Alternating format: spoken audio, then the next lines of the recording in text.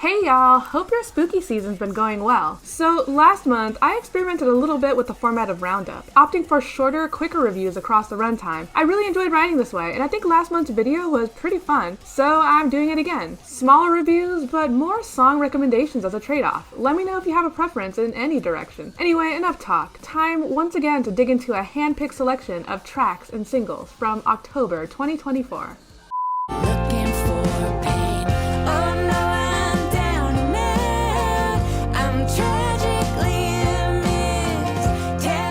I've been following the work of Katie Crutchfield under her moniker Waxahatchee for quite a few years now, and it's been really interesting watching her evolve from her dark lo-fi slacker rock roots into a sound more tied to a polished Americana environment, and really excelling in the latter at that. I enjoyed her album Tiger's Blood earlier this year, but the new non-album cut, Much Ado About Nothing, further proves her knack at rich, twangy harmonies across a landscape of electric guitar flourishes, courtesy of MJ Lenderman. It's yet another solid tune to add to Crutchfield's repertoire, and an excellent vision of an artist working to her absolute prime. Needless to say, I'm quite excited for what else she has to show us.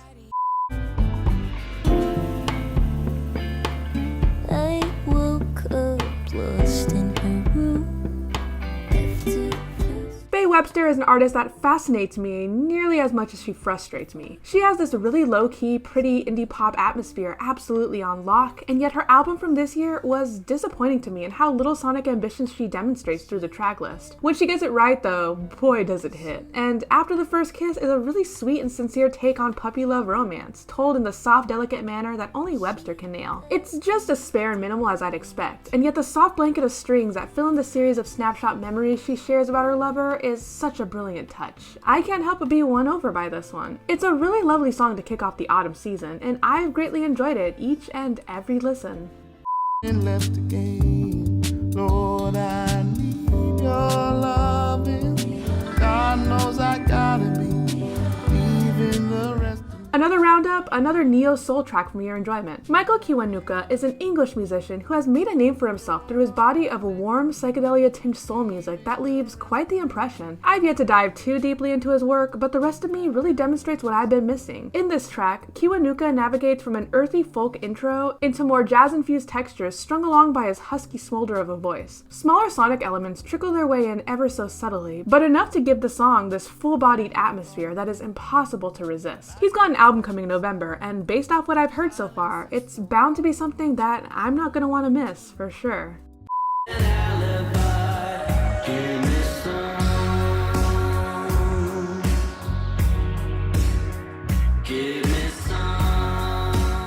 So Noah Lennox, aka Panda Bear, is an artist I've known of for literal decades, him being a co-founding member of Animal Collective and an established solo musician all his own. To be honest, I never got all that much into his solo work, but that might just be a personal thing. Defense is the first teaser for his next album, and, well, it's a fine tune and everything, though let's just say that Lennox isn't why I was obligated to give this a spin. Indeed, it's all about Cindy Lee here, this being their first musical contribution since the rousing success of Diamond Jubilee this year. This is mainly allocated to a spirited guitar solo at the bridge, but man, has the unique sparkle of Pat Fliegel's guitar playing been an absolute comfort for me this year, and hearing it in the more densely textured environment of Panda Bear has me so excited for the artist's further potential. This ain't among my favorite songs of the year or anything, but it certainly was a treat nonetheless. In other news, Diamond Jubilee is finally getting a physical release. Go snag those copies, besties.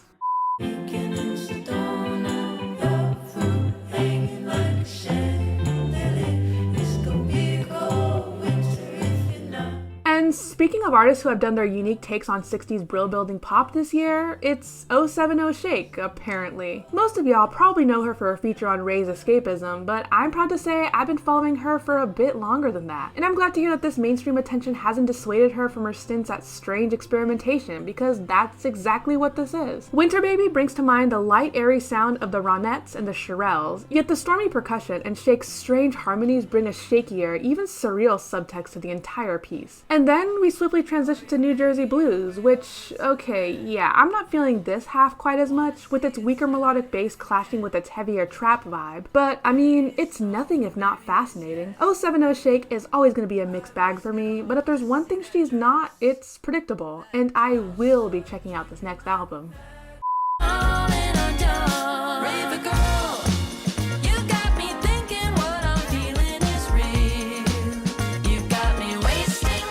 Raver Girl marks my first time interacting with bedroom pop musician Jordana, and honestly, I wasn't really sure what to expect, outside of the typical stylings of the genre. Nonetheless, wow, is this the stickiest song I've heard in a hot minute. Jordana kinda reminds me of Hemlock Springs, mainly with Springs' terrific understanding of 80s style new wave, except in Jordana's case, it's yacht rock. These bass licks and synth lines have this great breezy bounce to them, and the melody enveloping it all is maddeningly catchy. She's not the greatest singer, granted, but it's all about the mood here, and she absolutely nails it. Strongly considering giving this album a listen off the strength of this single alone. It's pretty rad.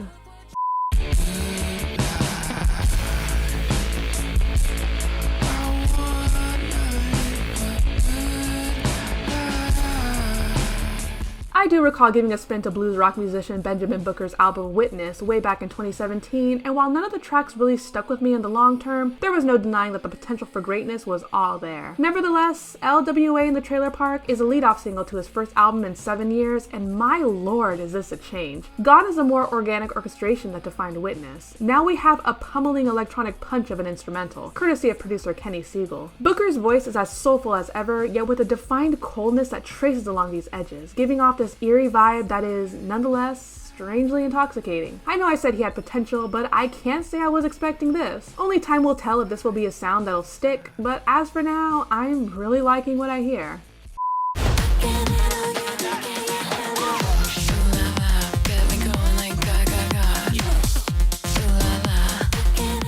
I really admire the directions that Rebecca Black's career has taken in recent years, particularly in the blossoming strength of her musical personality and unabashed queerness. Still, I also can't deny that I've been waiting a while for another song of hers to rival the absolute mastery that is Crumbs. That is still the one to beat for her as far as I'm concerned. Trust, on that note, gets pretty darn close. It's brimming with these sweaty dance rhythms that accentuate the blissfully sexual themes, but also make for a real dance floor strutter all the same. And Black sounds really at home in the song as well, shifting between huskier deliveries and diva house posturing with absolute skill. It really does seem that the more harsher side of electronic dance music is where Black's strengths really lie, more so than her poppier stuff, and I can only hope there's even more of it to come.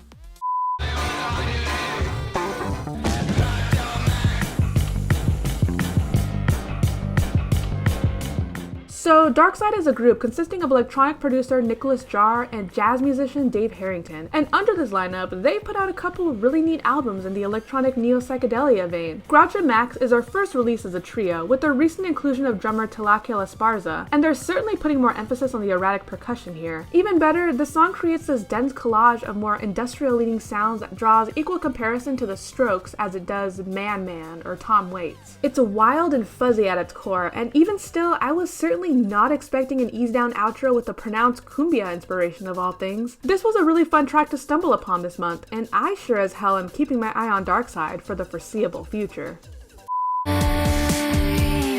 Acid dripping, silver spinning, scraping inside my head.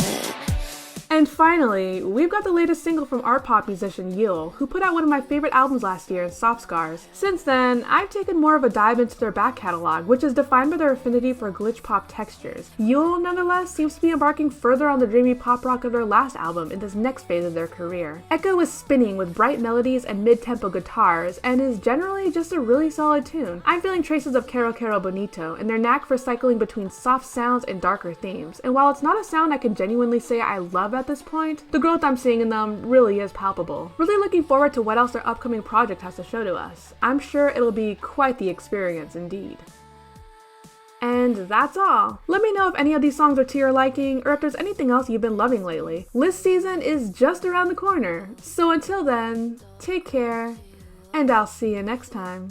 Disturbing.